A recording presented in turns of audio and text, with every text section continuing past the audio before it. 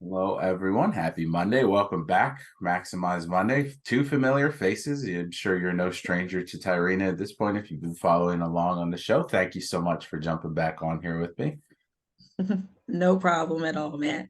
Always a pleasure to have you on. And I feel like a lot of people get some value out of these episodes. You and I do, because we can break down specific things and it's not tailored specifically to a role or to anything in general. We like to do some deeper dives into some of the common questions or concerns, I guess I could say, that a lot of job seekers come to us with, and so rather than try to continually give one-on-one advice all the time, no one has the time for that, unfortunately, especially right now. It's gear into the holiday season and everyone's trying to get those hires in these next 2 weeks so that they can forget about work for the final month and just try to Yeah. enjoy some much deserved time off and things like that. So today we are going to break down some a little different two different topics that we discussed, and the first one is going to be the variation of job boards and where you can be searching for positions. So obviously you might have watched a clip of this on LinkedIn already. So obviously that's one that we would encourage you to utilize. But I feel like at times people kind of box themselves in. There's two job boards that they really will focus on. Not going to name them because you probably know who they are, and I'm not here to advertise for them, but they're the two biggest ones, and you Yeah. already know them. They don't need our advertisement anyway. So, but beyond that, those markets can get a little flooded at times, and you can feel like you're one of 500 applicants, one of 1,000 applicants. So, what are some other tools now that you can utilize? Because there's a lot more job boards than just the main avenues that you can explore. So that's kind of the first thing that we're going to touch on, because there's some that are catered specifically to industries or to a function, specifically like internships, new career orientation, things like that. So Tyrina, as you're walking through candidates that come to you and say, where should I be looking for positions, what are some of the things that you encourage them to look for, and how they can find job boards that are going to appeal to a more direct focus for them, as opposed to just throwing their resume everywhere that they can? Absolutely. So one of my favorites outside of the two main ones is there's one simplyhired.com. And I'm a person that loves a good app and a good website, and it's easy to navigate. So it's literally spelled simplyhired.com. And it looks very similar to both of the blue apps, because both of the apps have blue logos. Yeah. But it's set up very similar to the one outside of LinkedIn, of course. And it's easy to make a profile. You do not have to pay for anything. It's absolutely free. Another one, because I work with a lot of transitioning educators, there's a website called highered.org. Okay. And there are a lot of jobs on there for people who are looking to transition from education, or if you're looking to get into a higher education role, if you want to work at a university or a college or anything like that. But they have all types of, I mean, thousands of jobs are on this website. So definitely check that out as well. And the last one that I'll say is Pinterest. Mhm. Pinterest careers is one that I actually discovered maybe a past couple years. I stumbled on it helping a client, look for work. And I was just like, oh my gosh, I didn't realize that Pinterest had their own job board. So definitely check that out as well.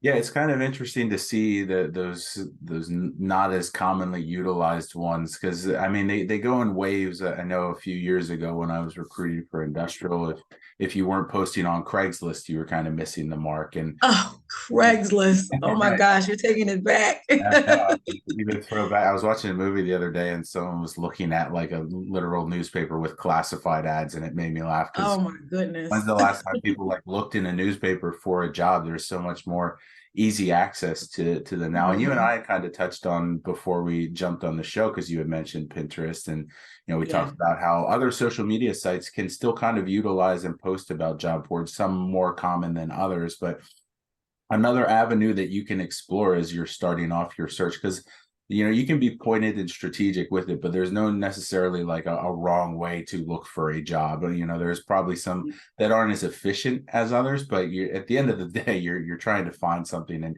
if you find it on Facebook or on X or on Instagram, then that's great too. So that's kind of one of those notions that I feel like I try to tell anyone who's just starting off their search as well is just don't, you see the appeal and everyone's using, the main ones. You don't have to stay on that main highway. You can look at other places as well. So it's kind of the main takeaway from that is just kind of don't limit your search to just what you hear about, do your own research as well. And specifically, like you said, if there's, a focus for transitioning teachers, then that's something that's going to be very highly utilized. So you found a few boards, you want to put your resume on them.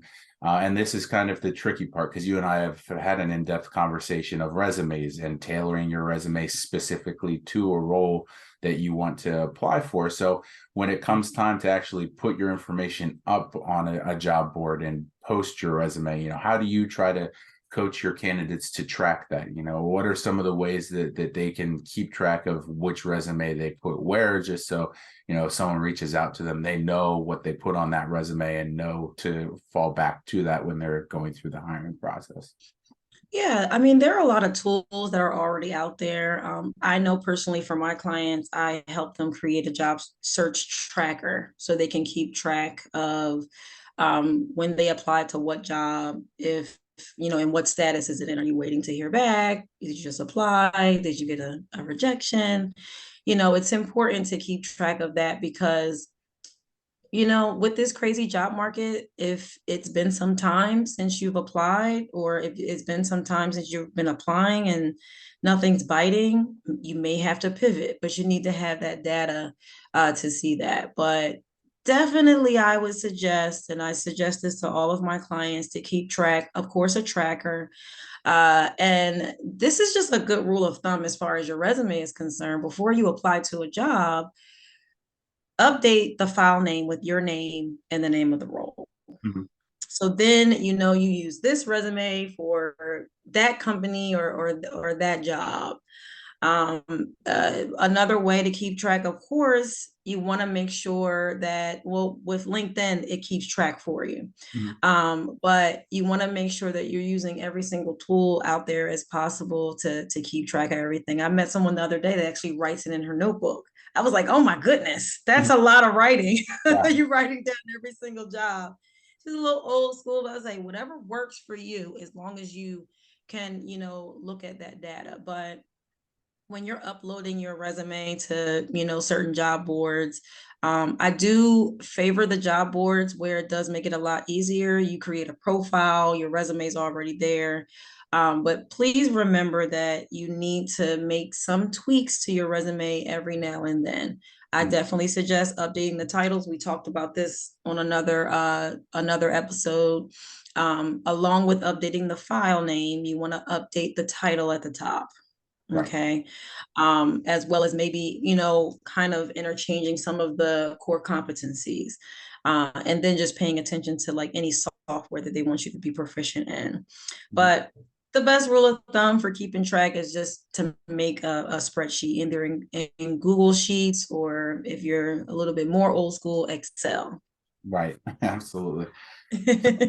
Let's talk about the main question that you'll get from a lot of job seekers when they're searching. How do I find a remote job? Because that seems like the flexibility of that schedule is going to be ideal for a lot of people, working parents, not ready to uproot and move somewhere else. So they're kind of limited in what they can search for. So if it's not in their direct area, which sometimes, you live 30, 40 minutes away from a key hub where you don't want to commute that much. And I don't blame you. So how do you try Mhm. to coach your candidates when it comes to that search? Because it's not always easy to find those remote positions. And you also need to kind of keep an eye out for ones that are remote, but they're not remote. You have to be in a specific area. So, what does Yeah. that process look like for you when you're setting your candidates up for that search? Because that's a pretty in-depth process that they need to be prepared for. Yeah, that is anything that our clients hire us for, job search strategy, personally going over their job search strategy with me is a must. After services are done, I meet with everyone because as I'm getting to know them, I'll know their schedule. I'll know if they're really busy during the week. I say, okay, well, just try to apply to one job a day during the week. and then setting aside an hour or two over the weekend. But most, if not all of my clients, I may have a couple that are looking for remote positions. So of course, use those filters. I feel like that's the best way to really find remote jobs. Make sure you're changing those filters. But there are a lot of websites out there. There's a long list of websites out there that just house remote positions. Mhm. And so I would just Google remote, websites, because there's too many Right. to count, to name. And definitely follow your girl, Tyrina Lassiter, on all socials. I every Friday I post some companies that are currently hiring. Mhm. And most of the time, they're still hiring remotely. A lot of companies are still remote after COVID. They are saving money on, renting out a space or a building. So, don't lose hope if you haven't found that remote position, but definitely pay attention to the job description if they're asking you to be like within the city or the state. Okay. Now, what's typically your guidance when someone comes to you and says, I need a remote position? Is that just kind of, okay, let's do this? Or do you try to have that conversation with them in terms of the doors that can be open if they, can make a hybrid type schedule work? It won't work for everyone. So if they absolutely need remote, then, that's what you need to search for. But what is usually your guidance if someone's like, I would like to have a remote position? How do you kind of coach them into, opening their options up a little bit more in terms of what they can do and when they can get on site? Yeah, I definitely encourage a more hybrid schedule. You know, um, Even though there are a lot of remote positions out there, a lot of these companies are going at least to a hybrid schedule. Maybe sometimes even fully on site, but I still see a lot of remote and hybrid schedules. So I encourage them before we start resume services, because my writing team needs to know like what type of jobs they're looking for, of course, but if they're looking for remote or hybrid roles. Because if they're looking for remote, we need to make sure that we're putting some skills on there, that they have like effective time management. We need to put some job tasks on there that show that they know how to manage their time and they're good leaders. Mhm. That is all a part of the intake process before we start resume services. But I definitely encourage my clients to try to open up their mind to at least doing 2 times a week in office if they can, find a job that's near them. Yeah. But I will say most of my clients are remote. It is very far and few and far between. Mhm. So, but it's still important to get that information from the beginning. And I do also have a lot of clients too that are willing to relocate. That's important to put on your resume as well. Like, you're only putting your city and state on the resume, but we want to put somewhere on the resume that you're willing to relocate if the opportunity presents itself.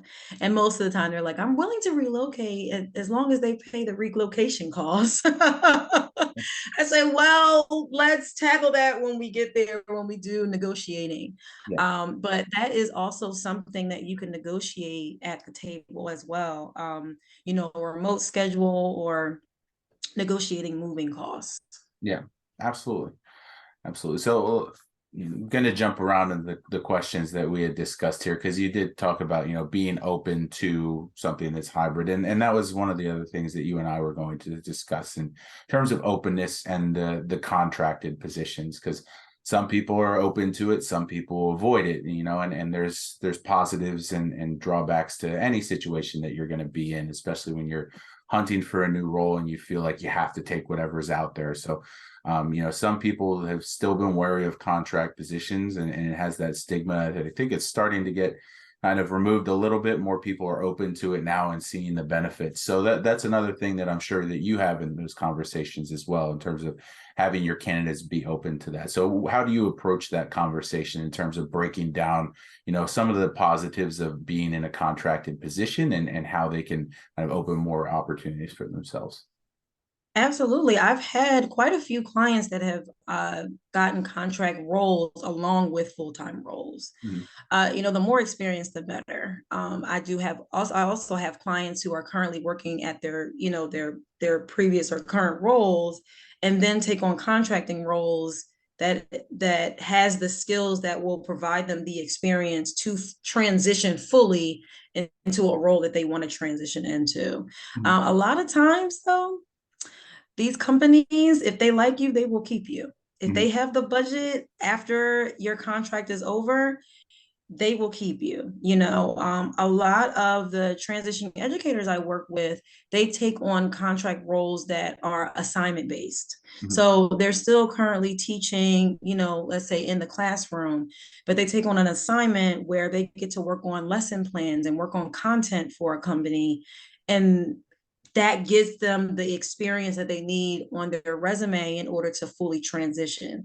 A lot of times, these companies, they want you to have at least 30-40% experience with Yeah. doing something else outside of the classroom, or not even necessarily transitioning educators, anyone. Yeah. If you're trying to transition into cybersecurity, hint, hint, that is a trending role right now. If anyone is interested in getting into cybersecurity, let me know. We will do a resume review and figure out what your steps need to be to get into that.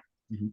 But it's important to know like what your options are. A lot of people can't take on contract roles because they don't have the time, or they don't have the support as far as someone else in their family taking on the benefits Right. of like insurance for like insurance purposes. Yep. But if you are able to take on contract work, it is a really good look, and there's a certain way that you need to add that to your resume as well. So if you're interested in or you've been hired for a contracting role, it's time to get your resume updated so you can still put yourself out there the right way.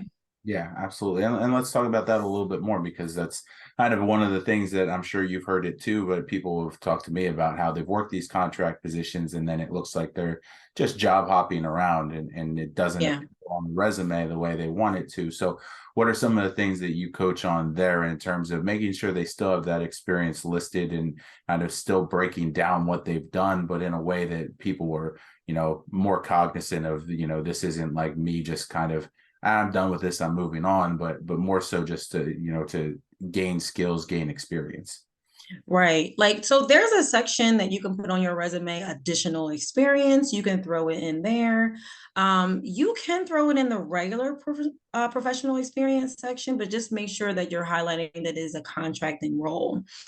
You also can have like a projects section where especially if it's like a contracting position that's only project based or assignments based, Mhm. you can create a whole section for the projects that you've been working on. And you can have a portfolio link. If you want to throw the things that you've done, while you had the contract, you can have a portfolio of what you worked on, Mhm. as far as in that contract, especially if it was assignment based.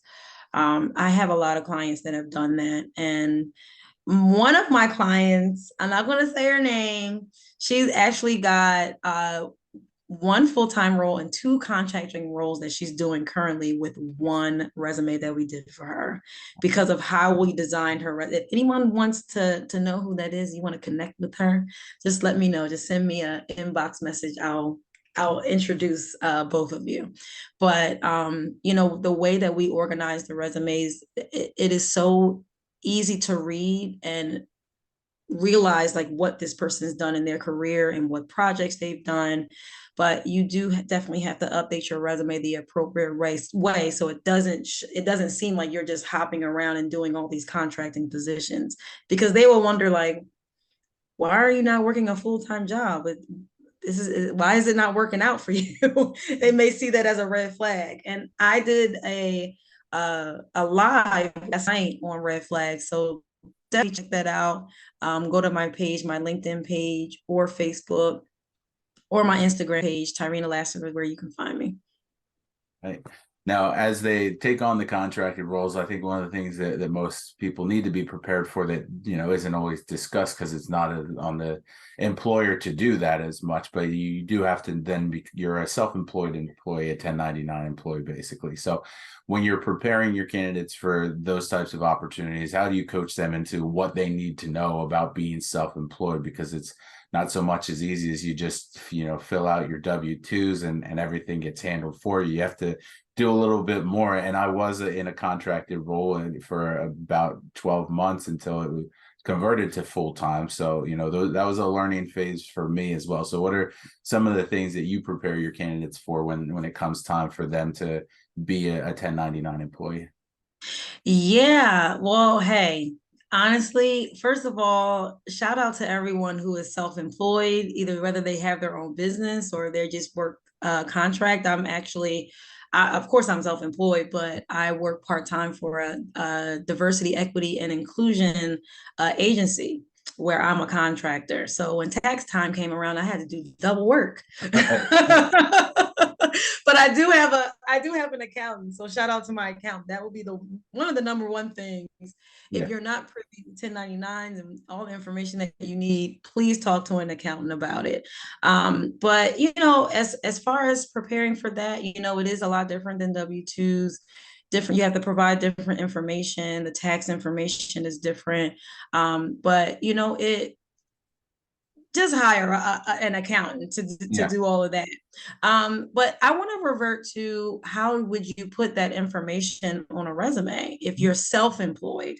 Yes. It's different than like you working for another company under a contract. When you're self-employed yourself, I literally, when I started my business, I had to make myself a brand new resume because the way that you have that resume is now showcasing your leadership skills to run your own business. Mhm. So, in preparing for that, there is a way to do that. I suggest people get a totally separate resume and separate documents when you are self-employed because it just puts you in a totally different place in your career. Yeah. Not saying that you can't have a resume that highlights everything, because we've done that before, but you have to be careful with how you are showcasing yourself as a person who is self-employed, because you don't want any negative things to come about with that. Well, like, how are you going to work full time and you're self-employed?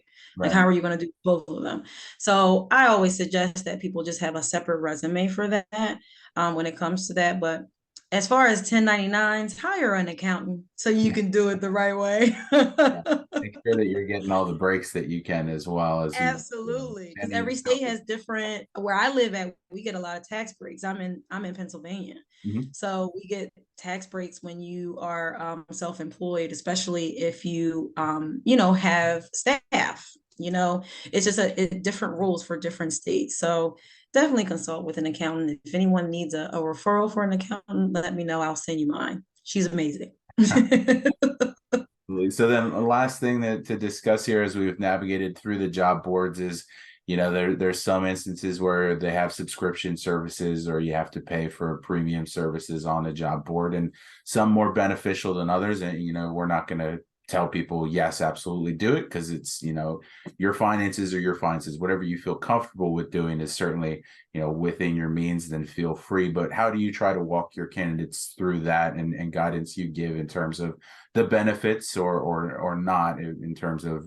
paying for the application services?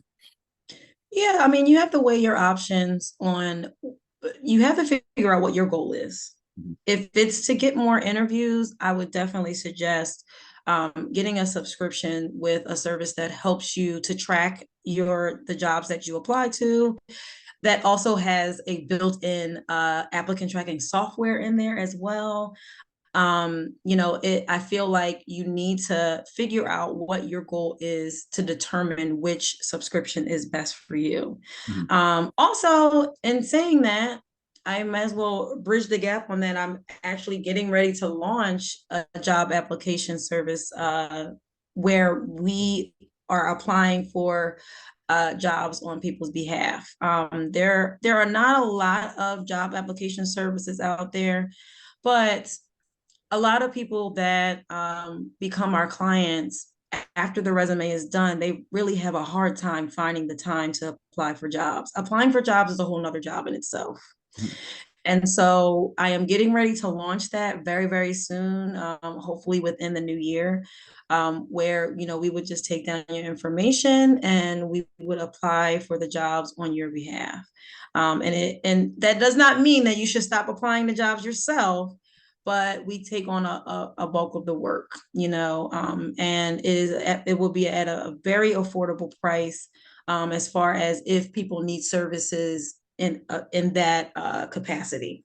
Okay. But as far as like other subscriptions, if you need to pay for it, I definitely would suggest getting something that has an applicant tracking software embedded into the website, because even after you get your resume updated by a professional company, you still have to make slight tweaks, Mhm. because every job description isn't the same. Of course, you don't have to update your entire resume again, but maybe just like the job titles in the skills section, those are the main two sections that I tell people to update. So having something that has an applicant tracking software built into it that will scan your resume against the job description, I feel like that is worth any amount of money, that you decide to invest. Yeah, absolutely. So then before I let you go, as always, take some time to tell people where they can find you. I know you're doing a lot of stuff right now with the career services and offering some events in the coming weeks here that people can take a part of. And so feel free to let them know when they can join, how they can join, things like that. Absolutely. So, of course, on LinkedIn, I'm Tyrina Lassiter, and we offer free consultations all the time. So, at the top of my LinkedIn page, you will find a link that says book a consultation. You fill out the intake form and you schedule a time with me or someone from my team. And also, I have just officially launched a free career coaching program. So this month's program, November, has already started, but we are now accepting applications for next month's program. You will be together with me for 4 weeks, and we meet twice a week, and we go over everything as far as career development, all your needs. We go over figuring out what your transferable skills are, like what strategies you can use to figure that out so that you can hone in on at least 2 job roles that you have the transferable skills for. Then we move to updating your resume. Once that is completed, we move to job search strategy, optimizing your LinkedIn profile, and then so on and so forth. We also talk about negotiating a salary, because a lot of times these companies, they do have the budget to pay you what you're worth, or at least get close to it. So I want to make sure that everyone has a tight strategy when it comes to that, or other things that you can negotiate besides salary.